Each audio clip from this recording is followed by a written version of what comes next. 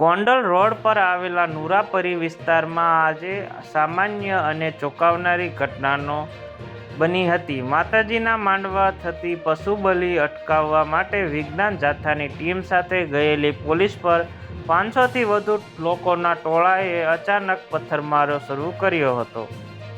રાજકોટમાં અંધશ્રદ્ધા સામે જાગૃતિ લાવવાની વિજ્ઞાન જાથા દ્વારા અનેક પ્રયાસો કરવામાં આવે છે. પશુ બલિ હોય કે ભૂવાઓના ધતિંગ હોય કે વિજ્ઞાન જાથા દ્વારા તેનો પર્દાફાશ કરવામાં આવે છે.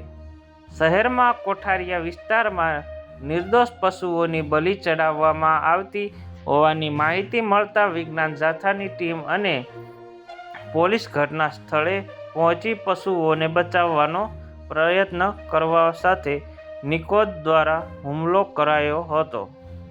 ત્યારે હાલ પરિસ્થિતિ એટલી બધી હદે પહોંચી ગઈ હતી કે ટોળાને વિખેરવા માટે પોલીસએ આખરે હવામાં ફાયરિંગ કરવાની ફરજ પડી હતી.